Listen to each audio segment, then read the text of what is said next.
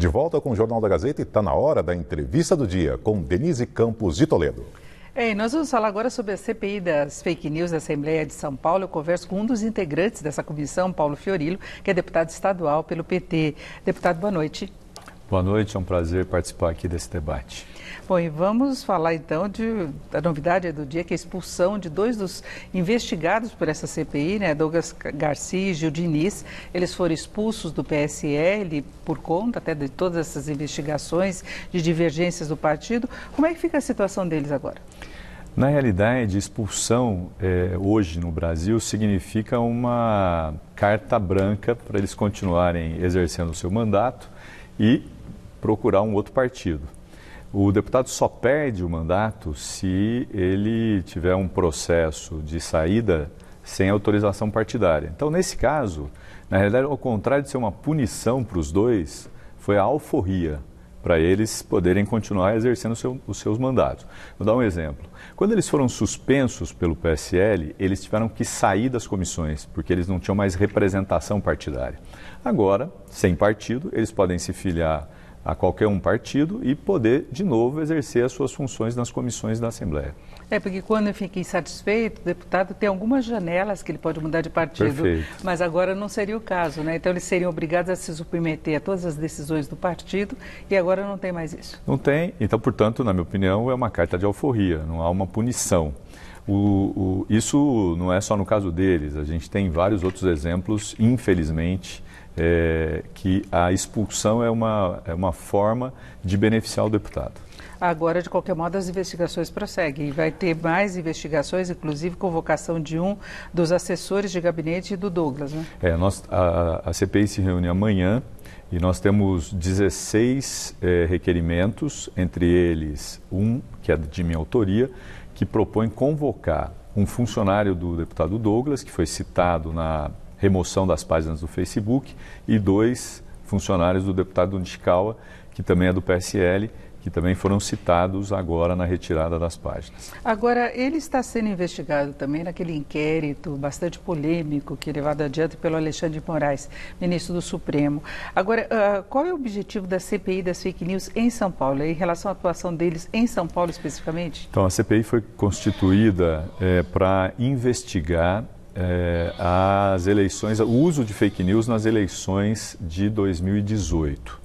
Óbvio que se a gente perceber conexões com ações que foram produzidas depois da eleição, a CPI também pode investigar. No caso específico dos dois, nós estamos pedindo para a CPMI todo o processo que já eles conseguiram construir ao longo desses últimos meses, para que a gente possa se municiar dessas informações. E também estamos pedindo para o Supremo, porque, como você disse, nós temos investigação sendo feita pelo Supremo. O Supremo agora permitiu que a Polícia Federal tivesse acesso às investigações, exatamente, porque o processo está em sigilo em segredo de justiça. Mas nós estamos solicitando porque tem muita coisa que pode ser utilizada pela CPI aqui de São Paulo. Agora, eles se defendem dizendo que é uma questão de liberdade de expressão, que eles tinham opinião própria e se manifestaram, inclusive através das redes sociais, que não necessariamente seria fake news. E quem se defende coloca muito como uma disputa partidária, né? Então, seria entre os apoiadores do presidente Bolsonaro e quem é contra o presidente Bolsonaro. E fica aquela discussão até que ponto que se tem uma notícia falsa, que seria fake news, até que ponto que se tem uma manifestação, como definir tudo isso, porque não é só São Paulo, nós temos uma CPI no Congresso e temos a definição também de um projeto para inibir as fake news e punir. Perfeito. O projeto está na Câmara, foi aprovado no Senado, a Câmara está discutindo, quer melhorar ou quer aprimorar o projeto, e as duas CPI, uma CPI aqui e uma CPMI lá, que lá é mista, aqui não.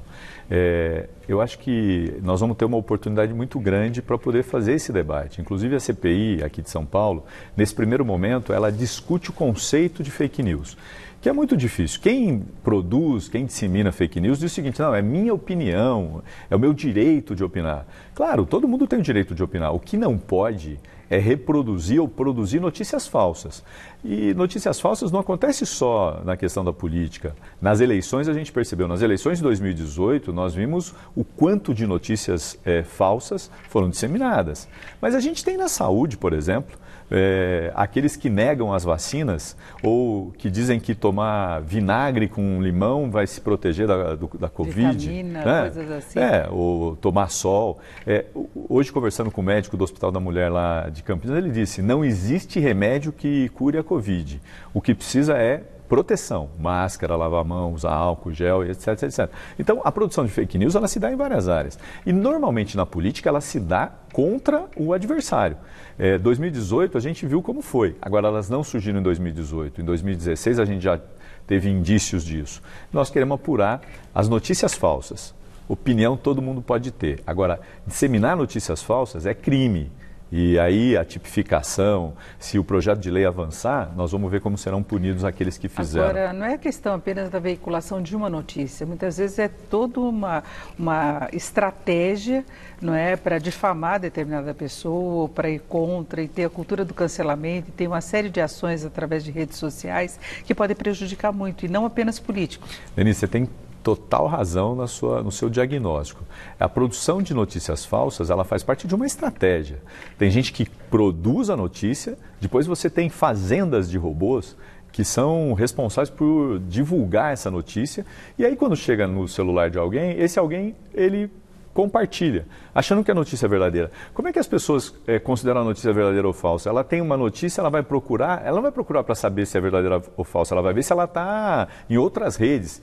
E aí, ao perceber que ela foi divulgada por outras pessoas, ela acaba achando que aquilo é verdadeiro. Nós precisamos interromper esse processo. E isso contamina o processo, no caso eleitoral, mudando inclusive o resultado das eleições. Vou te dar um exemplo. O PSL, que é o partido que foi o partido do presidente, que aqui muitos se elegeram, tinha uma bancada de 15, agora 2 foram expulsos, não tiveram tempo de televisão, gastaram pouco, tiveram muitos votos. É uma coisa muito estranha. E a prestação de contas mostra que não teve uso de internet em muitos casos. Então é preciso apurar se esses fizeram uso de internet, de produção de notícias falsas, se disseminaram com dinheiro que não foi contabilizado, tudo isso pode ser tipificado como crime. E nós precisamos combater as fake news, porque nós vamos ter uma eleição esse ano. Em novembro a gente tem o primeiro turno. Nós não podemos permitir que o uso de fake news, da forma como foi utilizado em 2018, possa ser utilizado de novo para prejudicar eleições. Agora, deputado, vários partidos utilizaram, inclusive o PT também foi acusado de ter divulgado fake news. Até que ponto a definição, por exemplo, de um projeto não restringiria determinadas publicações que não são necessariamente falsas, mas que ganham forças, pegando determinados aspectos, assim, algum problema que a pessoa tenha tido investigações, alguma coisa que seja denúncia, que se tira lá do baú e se coloca para distribuir, e é muito usado e ganha força na época de campanha. Denise, tudo que é verdade, se for divulgado e divulgado de forma corretamente, não tem nenhum problema. O problema é quando você distorce a verdade. Você dialoga com a verdade, mas não explicita a verdade. Você usa de notícia falsa para poder produzir a notícia que vai prejudicar o outro. Nós precisamos combater isso. Óbvio que você pode ter denúncias de fake news em qualquer situação. No caso do PT do Fernando Haddad, o processo sobre isso foi arquivado, porque não se comprovou. O que se discutia era se você utilizou de recursos não contabilizados para divulgar, que é uma outra situação. O que nós vamos discutir aqui na Assembleia Legislativa é o uso de notícias falsas para prejudicar pessoas ou para distorcer o resultado eleitoral, no caso 2018, e quem sabe impedir que 2020 a gente tenha de novo notícias falsas sendo utilizadas. Quem é que não se lembra, por exemplo, do kit gay, da mamadeira de piroca, que foi explorada de forma absurda para comprometer o resultado eleitoral?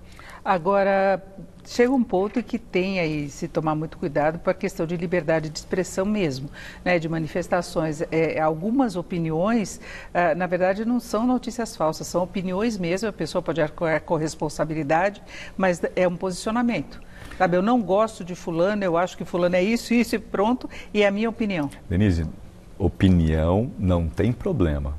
Você dá a sua opinião sobre o presidente da República, sobre se ele acredita ou não na cloroquina, não tem problema. O que não pode, eu vou te dar um exemplo que aconteceu comigo. Nós produzimos 2 projetos de lei. Um que discutia ITCMD, que é um imposto sobre transmissão de heranças, de bens.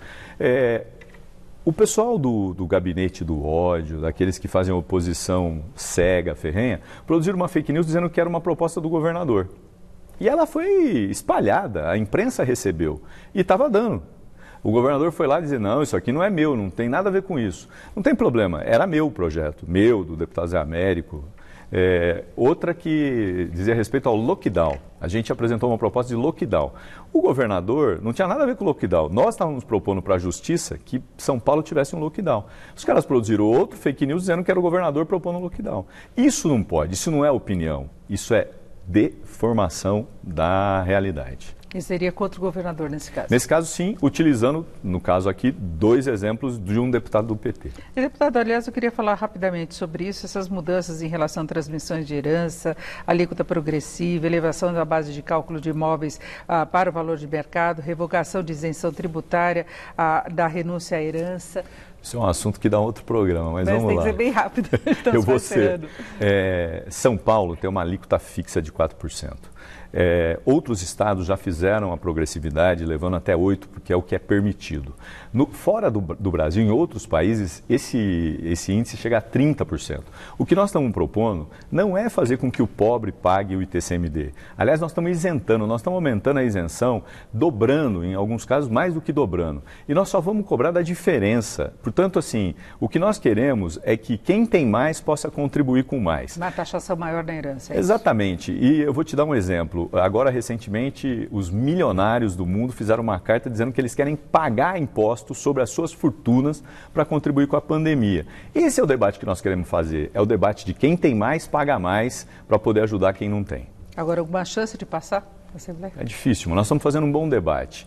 Hoje a gente teve debate com o pessoal da OAB, já fizemos artigos. Eu acho que o debate é importante, porque a gente traz para o debate essa situação que nós estamos vivendo de desigualdade. A pandemia, ela tem vários problemas. A gente vive uma crise sanitária, mas eu acho que um dos piores problemas é o que a gente está vendo surgir escondido, que é a desigualdade. Muita gente nas ruas, passando fome, pedindo ajuda. Hoje mesmo uma pessoa me ligou falando, Paulo, eu dei R$30 para um cara que estava pedindo, ele saiu chorando, porque ele estava sem comer há 2, 3 dias. E faltam recursos, nós temos esse problema no geral. Agora é uma medida polêmica porque mexe com transações imobiliárias, com herança, e muitas vezes a pessoa não faz sequer o testamento, o inventário porque não tem como pagar. É verdade, por isso que nós estamos isentando de forma muito ampla aqueles que têm pouco. Se você olhar que hoje a gente paga sobre R$140 mil, nós estamos indo para 247 mil. E isso significa que você só vai pagar depois do 247, ainda descontando os 247. Se você tiver um imóvel de 300, você vai pagar 60 mil. Eu acho que a proposta é boa, execuível e nós queremos vê-la aprovada. Eu ouvi aqui o deputado Paulo Fiorillo, deputado estadual pelo PT. Muito obrigada. Uma boa noite. Denise, eu que agradeço. Boa noite aos telespectadores da TV Gazeta. Laerte.